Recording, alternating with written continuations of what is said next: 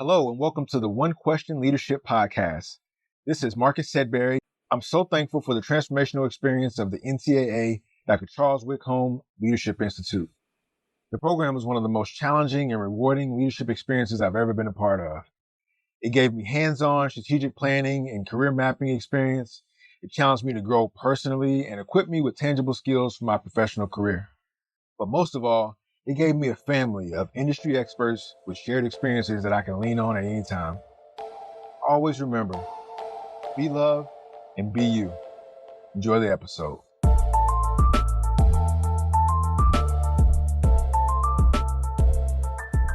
Greetings, this is Ty Brown and welcome to the One Question Leadership Podcast, where we highlight executive and organizational leadership. Be sure to follow us on Twitter and Instagram at 1Q Leadership. Our guest today is Daniel McCarthy. Daniel is the Deputy Athletics Director at University of South Alabama. Greetings, Daniel. Thanks for joining us. Hey, Ty. How you doing? Thanks for having me. I am excited to have you on. You come highly recommended, actually, from one of my previous guests here on the podcast. And he was like, you got to get him on because, talking about leadership, talking about doing a lot of things in the time that you've been specifically there at South Alabama. I thought it would be great to have you on. Well, I appreciate the opportunity. Yes, sir. Now, you've been in the role as deputy for almost 5 years, but you've been at the school for roughly 13 years down there. And you spent time at University of Richmond and Mercer University. Overall, I think about 20 years in the industry. So wealth of experience in terms of seeing a lot and doing a lot and understanding leadership, which is what I try to focus on with the podcast. So yeah, it has been 20 years. That's wild. But it seems like yesterday we got started. But I love everything about what I've done over the last 20, and look forward to the next 20. Yeah, you think about career evolution, right? The person who referred me to you was Haven Fields, right, at Ball State. And you told me offline that you guys started on the same day, right? Young in the career. Yep. And then since then, you guys have both gone on, become deputies and doing big things in college athletics. Yeah, Haven's he's a good man. We both started here at South Alabama on the exact same day. First day was my first day was his first day. And we worked together for, I would say, probably 5 years before he moved on and had his opportunities at Illinois and out Ball State. And he's a great friend, somebody I lean on when I need something, and somebody that I'm proud to call both colleague and friend. Yeah, which is excellent, right? Which is kind of what makes this thing work, just the relationships you have as you come up in the profession. So I wanted to have you on. You guys have done a whole lot there at South Alabama, really in the last 15 years, right? I mean, you're talking about from starting a football program to moving to Division I athletics to expanding the athletics department, period, to building state. I mean, there's a whole bunch of things that have happened there. And then for you specifically, you have the experiences of working with internal operations and now external affairs operations. And when you make that transition, as you guys are building what you have built there are a whole lot of things that you can consider victories, right? Things to celebrate. But there are also things that were a challenge that you may have considered a victory, but to get there was probably tough for you. I wonder, as you have helped expand your role specifically and in South Alabama Athletics Department as a whole, what are some of the things that you consider a victory, but it was tough to get there? Like it stretched you out of your comfort zone, but you got it done.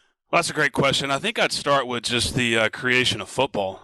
When I got here in really late 2008, early 2009, the program was really just in its early inceptions. We had not bought a helmet. We hadn't bought a pair of shoulder pads. The first season wasn't until 2009. And so, right out of the gate, my roots are in compliance. That's where I got my start. So I was used to coming from Richmond, a pretty well-oiled machine when it came to how that works. And you get to South Alabama and all the other sport programs were up and running and obviously being very successful, but football was brand new. And we were in a really unique state at that time. The NCAA had a moratorium on membership. So you weren't able to just suddenly create a program, especially football, and move it directly to FBS. And so we went through a couple of years of what we ended up calling unclassified non-varsity football, which there's really not a spot in the rule book for that, right? You don't really have rules for unclassified non-varsity football. But that was our waiting period before we could start our 2-year transition. So just the courage that the university had to start the program, but to do it in a way where it could be successful, really gave us the tools I think we needed to get it off the ground and get it off the ground well. But it was challenging. I mean, you're for our coaches, it was recruiting a vision more than anything. I mean, coaches are always recruiting a vision, but you're really recruiting a vision when you never played a game before. And so being there and helping our coaches through that process, being challenged every day with things you've never dealt with before. Probably the most challenging thing was the student athletes that were coming in. Everybody heard we were starting football, so we had people coming from all walks of life that wanted to be a part of that. And I would spend hours and hours the first, and Haven can attest to this because he and I shared an office suite. I would spend hours with prospective student athletes that knew we were starting football and wanted to be a part of it. And I mean, some of them were in their late 20s. Some of them had started school 10 years before the moment we were sitting down to talk to each other. And it was just so unique because there were days where I just was dealing with those kind of issues unlike anything I'd ever dealt with in my career. So that was challenging, and it did stretch me a little bit because I couldn't rely on things I'd done before. Everything was brand new. And but at the end, it was worth it when you see it all come together. When you see our program kick off for the first time, as you watch the football team evolve from that early non-varsity, unclassified days to making the transition to FBS and all of that. So I would say, at least for me personally, that was a challenge. And then more recently, I have made the transition, like you said, from internal to external, and I haven't been in the deputy role prior to that transition. I felt like I knew what was going on in the department pretty well. I was pretty in tune with everybody's area. But until you take on something you've never done before in that way, it really does take you out of your comfort zone. But I was ready for it, and I was comfortable with that transition. But definitely some learning to that, taking the skills that I had developed over my career and applying them in that setting. I think came pretty easy, but I'd definitely say it was a comfort zone test for sure. Yeah, I want to ask you about the guy sitting in front of you that wanted to be a part of the team, and then I'll ask you about the shift to external. What was the specific direction they were looking for? Like they were saying, I want to play. What do I need to do? Or I enrolled already? Or look, I was a quarter. Here's my stats. Here's like, were you actually like part of the recruiting? Like, tell me how that worked. I mean, I would say I was gatekeeping more than anything for the coaches because there were so many student athletes or students that had come in that just wanted to play, but for various reasons weren't going to be eligible. And so I was sort of weeding those out on the front end. And so it was some tough conversations because this was, like I said, late 2008, and where we sit in Mobile, we're only a couple hours from New Orleans. So Hurricane Katrina wasn't that far removed from history at that moment. And so a lot of the students that I would talk with were Katrina displaced individuals who had lived in New Orleans, moved to Birmingham, moved to Mobile with their family.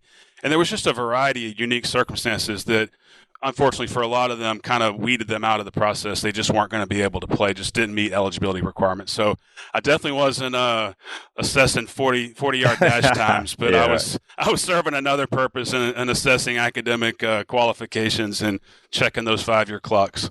I imagine when that got off your plate, you were pretty relieved, huh? Absolutely. Like, this is not a job that I want to have anything to do with. Yeah, that's super interesting. You talked about moving from internal to external, right? And my assessment of internal is you are 100% dealing with people and details of how things operate, operations, and those types of things. And then external, you're also dealing with people, but there's a revenue generation aspect, right? Whether it be development, ticket sales, whatever it is, you're trying to bring money in so you can support the program and provide the environment for student athletes to be successful in those two. And then why the athletic director there believed that you could be successful at it. Yeah, honestly, I don't know that the mindset shifts all that dramatically. Okay. I mean, I feel like at its core, what we do is we're here to service our coaches, to give them the resources they need to be successful, and then to make sure that our student athletes have an unbelievable experience while they're here. So whether you're sitting in a compliance role where that resource you provide to a coach is just helping him or her navigate through a recruiting process, through a difficult eligibility situation, the outcome of that is giving them the opportunity to be successful. So you shift that to the external side. Now that resource looks a little different. It's a little more tangible, but at its core, it's the same thing. And it goes the same for the student athletes. I mean, if you've lost, whether you're on the internal side of the house or the external, if you've lost your true north, which is making sure that we're providing an unbelievable experience for our student athletes during their time here. I mean, that doesn't matter what branch of the organization you serve. That should be what you're focused on. And so I don't know that my mindset shifted all that much, simply because that's kind of what I believe in at the core that we do. Your day changes a little bit and the things that you're dealing with on a daily basis. So you kind of have to analyze things a little differently. But I think for me, it was pretty easy to take what I'd learned on the internal side, apply it to the external side, because I understand what our purpose is. In terms of the second part of your question, and my athletic director giving me the chance, I've been very fortunate. I've worked for, I think, 4 ADs now in my time, and Dr. Joel Erdman, our athletic director here at South, and I have been together 12 years. I started here about 6 months before he did. He came shortly thereafter, and we've just developed a really strong relationship. Obviously, over that amount of time, a lot of trust between the two. I've always appreciated every opportunity he's given to me to grow, and I've taken advantage of it every chance that I get. I mean, there's a little more than just waiting your turn in line to try something new, but it's getting that chance to do something new and then doing it well. So I think I built enough trust in him to know that I could take my skill set and move it in a different direction, because he and I both want what's best for the university. We want what's best for the department. And we felt like my moving to the external role was not only an opportunity for me, but also a chance for our department to get better. Yeah, I wonder about that aspect. Was that something that you pursued? Or did he approach you like, hey, man, for the team, we need you to play wide receiver, Jack? I mean, tell me about that part. Yeah, we actually had a longtime senior associate in the external role who left. He took an opportunity outside of athletics here in the community. And so this was January of 20, so COVID wasn't really a thing yet, but our previous senior associate was going to work through May of 20. Once COVID became a thing, it just it seemed like it was an easier route for us to go than try to go out and make a hire at a time where budgets were kind of uncertain. And so a lot of things kind of fell into place that I think were unique. Obviously, I wish we didn't deal with a lot of things we had to all deal with during the early COVID times, but it presented an opportunity that just kind of made sense for all of us. Thinking about one thing you mentioned, internal, I guess the evaluation points are a little more tangible, right, in terms of external affairs. Tell me about that aspect, as you transition into the job and you can actually present compliance would be presenting the educational points where you've educated student athletes, coaches, and those type things. But now we're talking about external and revenue and those things. Tell me about that aspect of, now I'm reporting to you on these points and I can see where this can grow immediately kind of situation. So yeah, there's a scoreboard now, right? Yeah, right, exactly. When you're in an internal role, there's not always a scoreboard, and so you don't have something you can point to and measure your success. And so I think I thrived on that. I mean, everybody says this. Everybody says they're the most competitive person they know, but I'm the most competitive person I know, and I don't like to lose. And so, give me a scoreboard. Let's set some goals and some benchmarks, and whether I've got the experience, this deep, long-term experience in an area or not, I'm not going to lose on that scoreboard. And so it was setting some goals for myself personally, for the team, and understanding what we could achieve, and really kind of pushing beyond what we had done before. I mean, let's put some of those big goals on the board and just take our best shot. And so I think I was motivated by the opportunity for once in my career to kind of have something that you're measured against. I think you used the football analogy earlier. Your compliance person is usually your offensive tackle, right? I mean, you make a good block and nobody really realizes you miss a block and everybody knows you missed that block. Yeah, exactly. And so that's the way you feel. Your motivation on the compliance side and on the internal side is not miss your block, because that's when you'll be exposed. But if you make your block and everything happens like it's supposed to, then everybody did their job. And so there's that kind of motivation there. But then when you move externally, it's the motivation of actually having to make that catch and score that touchdown. And so it's been a lot of fun. I've enjoyed it. I've been really appreciative of the opportunity. And now 18 months or so in, I feel a lot more comfortable than I did 18 months ago. You get that experience, right? One thing that comes with career progress in athletics, in many industries, but athletics specifically, there's this aspect of leading other people and leadership. And one question I'd like to ask people lately is about the evolution of their leadership. You mentioned you and Haven came in same day pretty much and worked things, and the current AD came in 6 months after, and you've seen things grow, more people, more staff. I mean, you guys have built a stadium, so there's that whole, you get to figure out how to do those types of things. So when you talk about leading people, tell me about that aspect and where you saw, I guess, within yourself that you were successful at doing it over time, or continuing to be successful at doing it over time. I mean, I think the best way you can measure your individual success in that role is just how well is the team that you're charged with leading, how well are we performing. So regardless of which side of the house I was on for that assessment, that's where I would start is where how well are we doing at the things we're all trying to accomplish. And if I've played a role in that, and we've been successful, then I would measure my leadership in that particular role as a success as well. But I think what I always have relied upon is just relationships with the folks that I work with. I mean, that's where it starts. And moving into external, these are folks that I had obviously knew and worked with, albeit a little different from my internal perspective, but I knew them. However, I didn't know exactly what they did on a daily basis. I didn't quite understand what we were trying to accomplish. One of the areas I oversee is corporate sales. And we don't outsource that like a lot of institutions do to a third party. We manage that internally. So I've got a sales staff that does our corporate sales that now falls under my leadership. And I've never sold a thing a day in my life. But when I walk in the room, I'm the junior salesperson in the room, in a room of people that obviously know what they're doing. And so there's always the eyebrow goes up a little bit because who am I going to come in as a leader and make a difference because I don't have the experience they do. And you just got to really be vulnerable with that. I was honest with them. I am not experienced in this area. I'm learning from you. I'm going to ask a lot of questions. And so it's just building those relationships in a different way and that trust. And then my absence of sales experience, I make up for that because I know them. I know how to motivate them. And I admit the things that I don't know, and I learn alongside them the things that I need to know. And so I don't know if you're a Ted Lasso fan, but I think about the scene in Ted Lasso where they put the suggestion box in the locker room, and most of the suggestions that come in are nonsense, but there's the one about the water pressure in the showers, and Ted sees that as an early opportunity to get a win and earn some credibility, and that's kind of what I did with this new team is sit down with each of them. What are we doing well? What are we not? You know, what are some things that frustrate you? And then trying to find those really small things that you know you can impact and immediately try to make those little friction points better. And then all of a sudden you've established some credibility and then you start to, develop from there.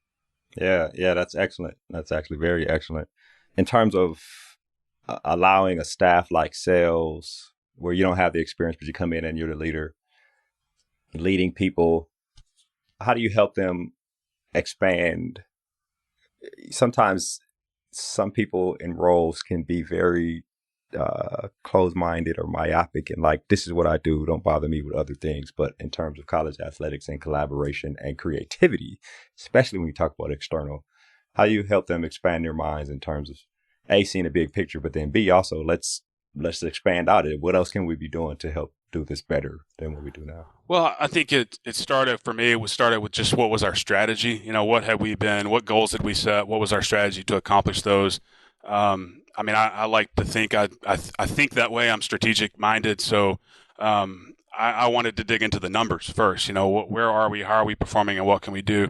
And so that was number one. But I think too, it's if there's one thing I learned in the compliance role is I'm going to steal a Chris Del Conte line, but R&D doesn't stand for research and development. It stands for rip off and duplicate. And so in the compliance world, you learn to lean on your friends a lot on how are you guys doing this? What's the best way to track this and monitor and educate? And so you have all these resources at your disposal. Well, in a sales environment like what we have, where you don't have a lot of peers that do it the way we do it, most folks have a Learfield or a Playfly or someone that assists. A lot of that's proprietary. Nobody wants to share information, and so I had to really dig deep to try to find peers that were doing what we were doing, And then going back to our team and saying, listen, this is what they're doing over here. I think this will work here, and this is why. And again, so I think all of that's just that strategic approach to what we do. The sales folks know how to do their job. They know how to go out and tell their story. Whether you're philanthropic, whether you're corporate sales, it's all about telling the story and getting people excited and endearing them to what you're trying to accomplish. Having been in the deputy role, having been involved in every decision that was made for the stadium that we built and opened 2 years ago, every coaching decision that was made along the way to put our football program in a position for success, like I understand that. I was a part of that. So I can help them understand, really what are we trying to accomplish and why, and what all have we done to get to this point, so that when they go out into the community and talk with our season ticket holders, donors, fans, sponsors, they can tell that same story with the same passion. And so I hope that I've tried to bring some of my experience on why we do the things we do and how we've gotten to where we are, so that we can use that in a way that'll maximize our opportunities for revenue growth in the community. I imagine you have, and I imagine you continue to do those things. I wonder about working with competitive people. You said you're the most competitive person you know, and your staff probably says the same thing. Like, no, I'm more competitive. I wonder about opening a new stadium. As somebody who works in sales, you got this shiny new thing that you're selling now. Like, tell me about that aspect in terms of, did that open some minds up? Like, this is excellent. Let's go. I mean, I'm ready to get moving. I'm trying to sell these seats and fill it. Yeah, it's for anyone on the external side, for our revenue team, whether it's ticket sales, fundraising, or corporate. You've got the shiny new toy that you can show off. In fact, today we had a group with 70 folks that work in our health system that came over just to see the stadium, and we will tour folks as often as we can, because just getting people in the building and letting them see it for the first time. So yeah, it's been a tremendous asset for us, and unfortunately we opened it in 2020, right? We put a shovel in the ground in 2018. Everybody's fired up about September 12th, 2020 as being our home opener on campus for the first time, and then here comes COVID in March of 20. So it was, our 2020 season, we called it our soft opening. It gave us a chance to kind of work some of the kinks out. We had a 25% capacity. So, for all of our external team, that was an opportunity to learn as well. That 20 season, when we had to shrink the seating manifest down to 6,000 and pretty much not sell anything. I mean, you just had to hold tight to what you had. We got a chance to learn a lot during that season and really gear up and be ready for 21. I came to South Alabama 13 years ago, and I'll be honest, I wasn't expecting a 13-year stay. I was thinking maybe a 13-month stay. I mean, that was early in the career. You're making that climb, and we've just accomplished so much over the last 13 years as a department, as a university. Our trajectory is unbelievable. Our ceiling's really high. And so the stadium was a huge centerpiece to what we're trying to accomplish that I think is going to benefit all of us. And we look at it through our limited little lens, right? It's about football, and it's about generating revenue for what we do to support our student athletes. But I mean, just the impact this is going to have on our campus from a student life standpoint, from an alumni relation standpoint. I mean, this is generational impact. And so I think we all appreciate how fortunate we've been to be a part of that, but also appreciate the responsibility that comes with it to make sure we're doing it justice. Thinking about what you just said, the impact, generational students on campus, student athletes, alumni, community, etc. Your role in thinking about the future, right? Trends in college athletics, thinking about whether it be financial trends, revenue trends, strategic trends, student athlete trends, everything. Tell me about your approach to that, really your department's approach, or you informing the athletics director there in terms of, hey, here are some of the things that are probably coming down the pike. Here's the things we can put in place, or strategically, right? You said you're strategic thinking, right? Like thinking about what you can put in place to try to, I don't know if it's hedge bets or just prepare for as much as you can for whatever's coming for the future. Boy, there's a lot coming, right? Yeah, I mean, exactly. we are experiencing over the last 2-3 years such unbelievable transformation as an industry, and yesterday with the adoption of the new Constitution, like it's kind of hard at this point to anticipate what those next things are. I do think that's my role, as the deputy AD, as an associate head coach, whatever you want to call it. Your role is to try to think one step ahead, especially for your athletic director, because he's got his plate full. He's got a lot going on. He's on the front end of a lot of things. I mean, our conference has obviously experienced some growth with the most recent membership realignments, and I think we came out really good. The Sun Belt's in a great position. That's a testament to the leadership from our commissioner, Keith Gill, the ADs and presidents in the league, and my AD's been on the front end of all that. So he's not much gets by him, but I feel like my role to serve our department, serve our student athletes and our coaches and our staff is to try my best to anticipate that, and it's hard because it is ever changing. So you read as much as you can, you watch as many videos as you can, you don't miss anything on D1 Ticker. I mean, it's a lot, and the job has changed. Like you said, 20 years in this industry, there's days where you don't feel like you're doing the traditional athletic administration anymore like you used to. A lot of it's risk management and problem solving in a way that you never did before. So it's exciting. I wouldn't trade what we do for anything in the world, but I wish I did have that crystal ball though to sort of see what's next in our world and what to expect. But we make the best decisions we can with the information we have. You should think about the stadium, as we talked about, try to think about from a consumer standpoint, from a student athlete standpoint, what do fans and what do students prefer and want in 2020 when you're putting bricks on the ground and you're actually building this thing, and what's that going to look like in 2030 and what's it going to look like in 2040? And so those are things that if you're not thinking about what's coming next, you're doing yourself a disservice. And I think I feel like we do a good job here to try to anticipate as much as we can. Well, I think that's excellent information. Thinking about you and your career, you compare yourself, like you mentioned Haven, you guys started there the same day, or other people in the industry that have grown and they have good experiences, but have they started a football program, moved to Division I, built a new facility? You know what I mean? Like there's a whole bunch of things that you and just maybe your staff there, you guys have done that is a little different than a lot of your colleagues. And then if you're thinking about the reason why people who in the corporate world like people who work in sports so much is because there's also the student athlete aspect in addition to all the things you did in terms of running this business of college athletics. So I think it's a great experience for you, and I think they're lucky to have you there. Well, thank you. Yeah, it's been a lot of fun, and we've done a lot of things, like you said, that you don't get a chance to do. And it's been a tremendous blessing for me in my career to be able to do, to be kind of on the front row for a lot of that. It's been quite a ride. Yes, sir. Well, this has been a great conversation, Daniel. I really appreciate you joining us here on the One Question Leadership Podcast. Thank you, Ty.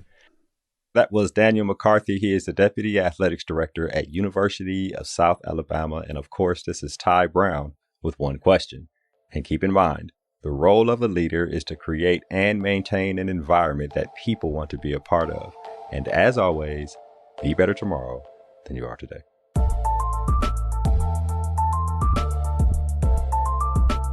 This episode of the One Question Leadership Podcast is produced by Spades Media Group, solving problems using creative leadership.